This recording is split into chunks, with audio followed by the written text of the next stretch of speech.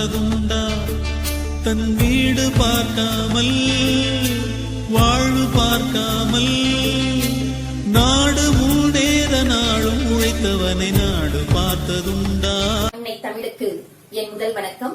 சான்றோர் உள்ளிட்ட அவைக்கு என் அன்பு வணக்கம். கர்ம வீரர் காமராஜர் காந்தி அரசியல அழுத்தமான நம்பிக்கை வைத்திருந்த கடைசி அரசியல்வாதி நம்முடைய காமராஜர் தான். அதனாலதான் கவிஞர் கண்ணதாசன் அவர்கள் காலத்தின் கடைசி கருணை காமராஜர் அப்படின்னு சொல்லியிருந்தார். தன்னுடைய புறத்தோற்றத்துல மட்டும் இல்ல, அகத்திலேயும் காந்திய கொள்கையை கடைபிடிச்சு காந்தி பிறந்த நாளிலேயே கண்மறைந்த காந்தியவாதி நம்முடைய கர்ம வீரர் காமராஜர் அவர்கள். காமராஜரை கர்ம வீரர் அப்படின்னு ஏன் சொல்றோம்? அவருடைய வரலாறு படைத்த 9 ஆண்டு ஆட்சி சாதனைகள், ஊழலுடைய நிழலே படாத அவருடைய உயர்ந்த அரசு நிர்வாகம், ஆறு ஓடக்கூடிய இடங்கள்லாம் அணைக்கட்டுகளை கட்டி விவசாயத்தை உருவாக்கிய அவருடைய பெருமை, தொழில் வளர்ச்சியில தமிழகத்தை இந்திய மாநிலங்களிலேயே 2வது இடத்திற்கு கொண்டு வந்த சிறப்பு, அறியாமையுள்ள இருந்த ஏழை குழந்தைகளுடைய வாழ்வில கல்வி விளக்கு ஏற்றிய அந்த கருணை, இப்படி சொல்லிக்கொண்டே போகலாம். இன்னைக்கு இருக்கக்கூடிய காலகட்டத்துல விளம்பரத்துக்கு ஆசைப்படாதவங்க அப்படின்னு யாருமே கிடையாது. ஆனால் நம்முடைய கர்ம வீரர் காமராஜர் விளம்பரத்திற்கு என்றுமே ஆசைப்படாதவர். ஒரு தடவை தேர்தல் வரக்கூடிய நேரம் அவருடைய உதவியாளர் நம்முடைய அரசினுடைய சாதனைகளை சொல்லக்கூடிய முறையில ஒரு நியூஸ் எடுக்கலாமா அப்படின்னு காமராஜர் கிட்ட கேட்டாரு. அதுக்கு காமராஜர் எவ்வளவு செலவாகும் அப்படின்னு கேக்குறாரு. அதுக்கு அவர் ஒரு 3 லட்சம் ரூபாய் செலவாகும் அப்படின்னு சொல்றாரு. அதுக்கு காமராஜர், இந்த 3 லட்சம் ரூபாய் இருந்ததுன்னா நான் 10 ஊர்கள்ல பள்ளிக்கூடம் திறந்துருவேனே, அவ்வளவு தொகைய இப்படி வீணடிக்க சொல்றியே, வேண்டாம் அப்படின்னு மறுத்தாராம். இப்படி விளம்பரத்திற்கு விருப்பம் கொள்ளாத உயர்ந்த மனிதரை நாம இன்னைக்கு பார்க்க முடியுமா? அது மட்டும் இல்ல, இந்திய சுதந்திர போர்ல ஈடுபட்டு கிட்டத்தட்ட 9 ஆண்டுகள் அவர் சிறைவாசம் செஞ்சிருக்கின்றார். 12 ஆண்டுகள் தமிழ்நாட்டோட காங்கிரஸ் கட்சியினுடைய தலைவரா இருந்திருக்காரு. 5 முறை சட்டமன்ற உறுப்பினரா தேர்ந்தெடுக்கப்பட்டிருக்காரு. 9 ஆண்டுகள் தமிழகத்தினுடைய முதலமைச்சரா இருந்திருக்காரு.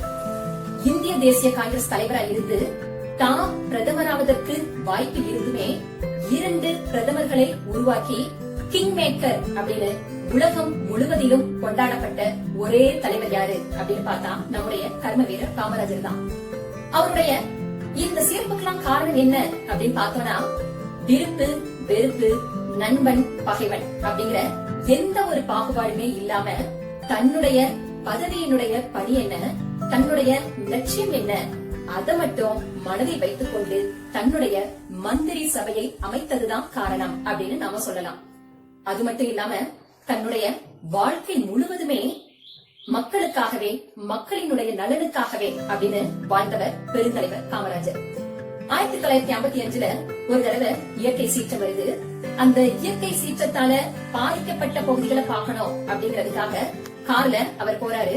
அப்படி போகும்போது என்ன ஆகுது அப்படின்னா, அந்த பாலம் இடிஞ்சு விழுந்துருது. நாமளா இருந்தா என்ன செஞ்சிருக்கோம்? வந்த வழியிலேயே திரும்பி போயிருந்திருக்கோம். ஆனா காமராஜர் அது செய்யல. ஒரு கயிற்றை கட்டி கொண்டு அந்த வெள்ளத்தை நீந்தி கடந்து போய் அந்த மக்களுக்கு என்ன வேண்டும் அப்படின்னு கேட்டு அவர்களுக்கான நிவாரண பணியில அந்த நேரத்திலையும் ஈடுபட்டவர் நம்முடைய காமராஜர் தான். அப்படிப்பட்டவரை பெருந்தலைவர் அப்படின்னு சொல்றது தவறே இல்லை இல்லையா? அதே மாதிரி அவரு ஆட்சியில இருந்த நாள் வரைக்கும் தன்னுடைய சுயநலத்திற்காகவோ தன்னுடைய குடும்ப நலனிற்காகவோ ஒரு செயல்களை கூட செய்வது கிடையாது. அவர் அவருடைய தாய் மீது கொண்ட அன்பினை விட தாய் நாட்டின் மீது கொண்டிருந்த பற்று அதிகம் அப்படின்னே சொல்லலாம். தன்னுடைய வாழ்க்கையில ஒவ்வொரு நிமிஷத்தையுமே மக்களுக்கு என்ன பண்ணலாம், அவர்களை உயர்த்துவதற்கு என்ன செய்யலாம் அப்படின்னு மக்களை சுற்றி மட்டுமே அவருடைய எண்ணம் சுற்றி வந்து கொண்டே இருந்தது. பாரிமுனையில இருந்து கோட்டைக்கு போகக்கூடிய பாதையில ஒரு ரயில் பாதை இருக்கும். அந்த ரயில் பாதை அடிக்கடி ரயில் வர்றதுனால பெருமளவு கூட்டியே தான் இருக்கும். அப்படி இருக்கிறதுனால வேலைக்கு போறவங்க, கல்லூரிக்கு செல்லக்கூடிய மாணவர்கள் அவங்க எல்லாம் சரியான நேரத்துல அந்த பாதை வழியா போக முடியல. அதனால காமராஜர் என்ன பண்ணாரு அப்படின்னா இன்ஜினியரை கூப்பிட்டு அந்த இடத்துல ஒரு மேம்பாலம் கட்ட முடியுமா அப்படின்னு பாருங்க அப்படின்னு சொல்றாங்க. இன்ஜினியரும் போய் அந்த இடத்துல மேம்பாலம் கட்டலாமா அப்படின்னு பார்த்துட்டு கட்ட முடியாது அப்படிங்கறதுக்காக சில காரணங்களை வந்து காமராஜர் கிட்ட சொல்றாரு.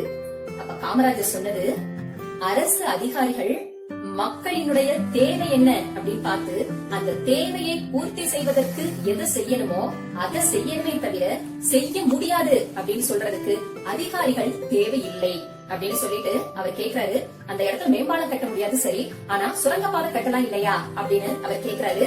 அதுக்கப்புறமா தான் அந்த இடத்துல சுரங்கப்பாதை செய்வதற்கான செயல்முறைகள்ல எல்லாரும் ஈடுபட்டு அந்த இடத்துல சுரங்கப்பாதையை அமைத்தார்கள். அப்படிப்பட்ட காமராஜரை நம்முடைய காந்திஜியினுடைய பக்தரான வினோபாஜி மக்களினுடைய உண்மையான தலைவன் அப்படின்னு பாராட்டி இருக்கிறார். அது மட்டும் இல்ல, இன்னைக்கு 70 வயதானாலும் கூட அரசியல் நாற்காலி வேணும் அப்படின்னு இருக்கக்கூடிய தலைவர்களை தான் நம்ம பாக்குறோம். ஆனா கட்சியினுடைய மூத்த தலைவர்கள் பதவியை இளைஞர்கள் கிட்ட ஒப்படைத்து விட்டு அவங்க கட்சி பணியில் ஈடுபட வேண்டும் அப்படின்னு கே பிளான் அப்படிங்கிற ஒரு திட்டத்தை கொண்டு வந்தவர் நம்முடைய காமராஜர். அதற்கு முன்னுதாரணமா தான் தன்னுடைய பதவியை பக்தவச்சலம் அவர்கிட்ட ஒப்படைச்சிட்டு அவர் கட்சி பணியில ஈடுபடுவதற்காக சென்று விட்டார். இப்படி அரசியல்ல நிறைய மாற்றங்களை கொண்டு வந்தவர் நம்மளுடைய காமராஜர். ஆனா அவர் கொண்டு வந்த மாற்றங்கள்லயே ரொம்ப முக்கியமான மாற்றம் அப்படின்னு பார்த்தோம்னா அது கல்வியில அவர் கொண்டு வந்த மாற்றம் தான். அதனாலதான் இன்னைக்கு வரைக்கும் அவருடைய பிறந்த நாள கல்வி வளர்ச்சி தினமா நாம கொண்டாடிட்டு இருக்கோம். 1950கள்ல ராஜாஜி ஒரு புதிய கல்வி திட்டத்தை கொண்டு வந்தாரு. அது என்ன அப்படின்னா, 3ஆம் வகுப்புல இருந்து 5ஆம் வகுப்பு வரைக்கும் படிக்கக்கூடிய மாணவர்கள் பகல்ல 3 மணி நேரம் மட்டும் கல்விக்கூடங்களுக்கு வந்தா போதும், மீதி நேரங்கள்ல வீட்டுல இருந்து அவர்கள் பெற்றோர்கள் பார்க்கக்கூடிய வேலைய அவங்க பழகினா போதும் அப்படிங்கறதுதான் அவருடைய கல்விக் கொள்கை. ஆனா அந்த கல்வி திட்டத்துக்கு அந்த காலத்திலேயே மிக அதிகமான எதிர்ப்பு இருந்தது. அது மட்டும் இல்ல, போதுமான நிதி வசதி இல்லாததுனால கிட்டத்தட்ட 6000 பள்ளிகள் ராஜாஜியோட காலத்துல மூடப்பட்டது. ஆனா கல்விதான் ஒரு நாட்டை உயர்த்தும் அப்படிங்கறதுல அசைக்க முடியாத நம்பிக்கை கொண்டிருந்தவர் நம்முடைய காமராஜர். அதனால அவர் ஆட்சிக்கு வந்த உடனேயே ராஜாஜி கொண்டு வந்திருந்த அந்த புதிய கல்வி முறையை நீக்கினார். ராஜாஜி காலத்துல மூடப்பட்டிருந்த 6000 பள்ளிகளை அவர் திறந்தார். அது மட்டும் இல்ல, 1 கிலோமீட்டருக்கு ஒரு ஆரம்ப பள்ளி, 3 கிலோமீட்டருக்கு ஒரு மேல்நிலை பள்ளி, 5 கிலோமீட்டருக்கு ஒரு உயர்நிலை பள்ளி இருக்கணும் அப்படின்னு திட்டம் வகுத்து கிட்டத்தட்ட 17000 பள்ளிகளை கொண்டு வந்த பெருமை காமராஜருக்கு மட்டுமே அன்றும் இன்றும் என்றும் உரியது. அது மட்டும் இல்லாம பள்ளிக்கு வரக்கூடிய மாணவர்கள் பசியோட இருந்தாங்க அப்படின்னா அவங்களால எப்படி சரியா படிக்க முடியும் அப்படின்னு நினைச்சு மதிய இலவச உணவு முறையை கொண்டு வரணும் அப்படின்னு நினைத்தவர் நம்முடைய காமராஜர். அது அவர் என்ன பண்ணாரு அப்படின்னா, கல்வித்துறையில அப்போதைய இயக்குனரா இருந்த நேத்து சுந்தரவடிவேலு அவர்கிட்ட தன்னுடைய கருத்தை சொல்றாரு. ஆனா அவர் என்ன சொன்னாரு அப்படின்னா, இதுக்கு நிறைய பணம் செலவாகுமே அப்படின்னு சொன்னாரா. அதுக்கு காமராஜர் கூறிய பதில், பணத்தை பற்றி கவலைப்பட வேண்டாம், வசதி இருக்கிறவங்க கிட்ட பிச்சை எடுத்தாவது இந்த திட்டத்தை அமுல்படுத்தணும் அப்படின்னு சொன்னாங்களாம்.